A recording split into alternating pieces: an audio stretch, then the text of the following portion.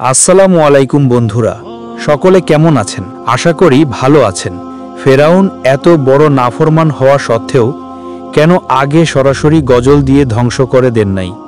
এ নিয়ে আমাদের আজকের ঘটনা, তাই সকলে ধৈর্য সহকারে শেষ পর্যন্ত শুনুন।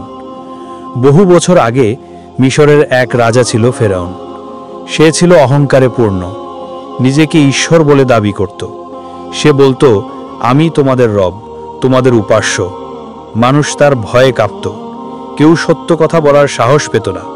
কিন্তু আল্লাহ তাআলা তার বান্দাদের অবহেলা করেন না। আল্লাহ সব দেখেন, সব জানেন, সব শুনেন। ফেরাউনের শাসনে মানুষ কষ্টে দিন কাটাত। বনি ইসরায়েলদের সে দাস বানিয়ে রেখেছিল।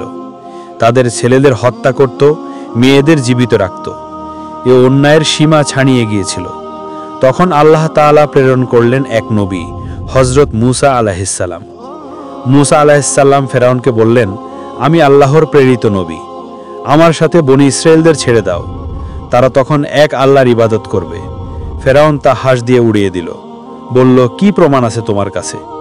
মূসা আলাইহিসসালাম ছোটবেলায় আল্লাহর বিশেষ কৃপায় রক্ষা পেয়েছিলেন। ফেরাউনের ঘরেই তিনি বেড়ে উঠলেন। বড় হয়ে তিনি বুঝলেন সত্য মিথ্যার পার্থক্য। একদিন আল্লাহ তাকে নবুয়াত দিলেন, বললেন, যাও মূসা, আমার বার্তা নিয়ে ফেরাউনের কাছে যাও। মূসা আলাইহিসসালাম ভীত হলেন, কারণ ফেরাউন ছিল নিষ্ঠুর। কিন্তু আল্লাহ তাকে বললেন, ভয় পেও না, আমি তোমার সাথে আছি। মূসা আলাইহিসসালাম তার ভাই হারুন আলাইহিসসালামকে সঙ্গে নিয়ে ফেরাউনের দরবারে গেলেন। তারা বললেন, হে ফেরাউন, আল্লাহর দিকে ফিরে এসো। ফেরাউন বিদ্রুপ করে হাসল, বলল, তোমরা কি আমাকেই শিক্ষা দেবে? আমি তো আল্লাহ। মূসা আলাইহিসসালাম বললেন, না, আল্লাহ এক, যিনি তোমাকে সৃষ্টি করেছেন।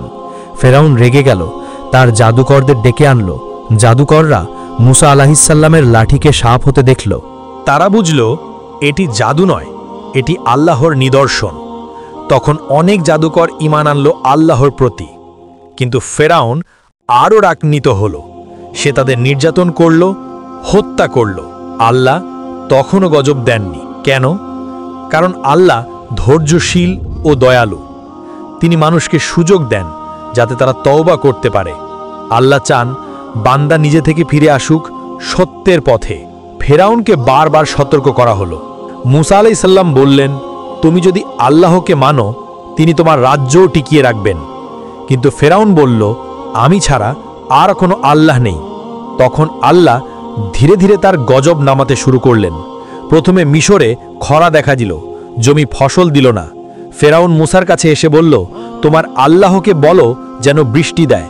মূসা দোয়া করলেন, বৃষ্টি এলো। কিন্তু ফেরাউন আবার অহংকার করল। তখন আল্লাহ পাঠালেন পঙ্গপাল, তারা ফসল খেয়ে ফেলল। ফেরাউন আবার মূসার কাছে দোয়া চাইল, কিন্তু সুস্থ হতেই পুরনো পথেই ফিরে গেল। এরপর এলো ব্যাঙ, উকুন, রক্ত এবং নানা বিপদ। তবু সে অনুতপ্ত হল না। আল্লাহ তখনও চূড়ান্ত গজব দেননি, কারণ আল্লাহর নীতি হল যখন সীমা অতিক্রম হয় তখনই বিচার। ফেরাউন এখনও নিজের ভুল বুঝল না, বরং বলল, মূসা, আমি তোমাকে মেরে ফেলব। আল্লাহ তখন মূসা আলাইহিসসালামকে বললেন, রাতের বেলায় বনি ইসরায়েলদের নিয়ে চলে যাও। মূসা আলাইহিসসালাম তাই করলেন। ফেরাউন খবর পেয়ে বিশাল বাহিনী নিয়ে পিছু নিল। সকালে লোহিত সাগরের তীরে এসে মূসা আলাইহিসসালামের দল আটকা পড়ল। পেছনে ফেরাউন, সামনে বিশাল সাগর। লোকেরা ভয় পেল, কিন্তু মূসা আলাইহিসসালাম বললেন, আমার সাথে আমার প্রভু আছেন। তখন আল্লাহ তাকে নির্দেশ দিলেন, তোমার লাঠি সাগরের দিকে মারো। তিনি মারলেন, সাগর দ্বিখণ্ডিত হল, পথ তৈরি হল শুকনো মাটির মতো। বনি ইসরায়েলরা নিরাপদে পার হয়ে গেল। ফেরাউন ও তার সৈন্যরাও সেই পথে ঢুকে পড়ল। ঠিক তখনই আল্লাহ আদেশ দিলেন, পানি মিলিয়ে দাও। সাগর আবার এক হয়ে গেল। ফেরাউন পানিতে ডুবে গেল।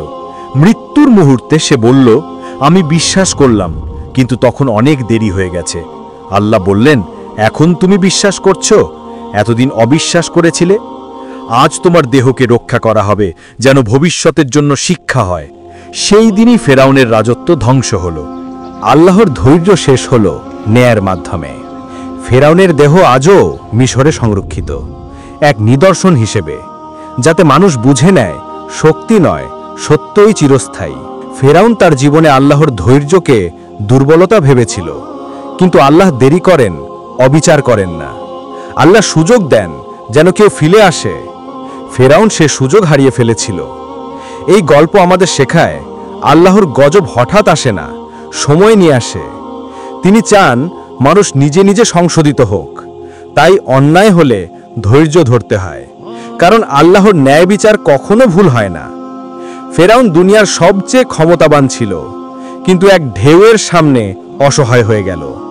তার প্রাসাদ, সেনা, ক্ষমতা কিছুই তাকে বাঁচাতে পারল না। আল্লাহর ন্যায় প্রতিষ্ঠিত হল এবং মুসা আলাইহিস সালামের সত্য জয় পেল। আজও ফেরাউনের গল্প আমাদের সতর্ক করে, যেন আমরা অহংকার না করি, অন্যায়ের পথে না যাই, যেন ক্ষমতা পেয়ে অন্যদের ওপর জুলুম না করি, কারণ আল্লাহর ধৈর্য অসীম কিন্তু সীমাহীন নয়।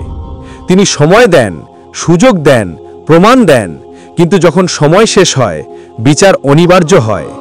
ফেরাউনের মতো অহংকারীরা সব যুগেই আছে, কিন্তু আল্লাহ সব যুগে ন্যায় প্রতিষ্ঠা করেন।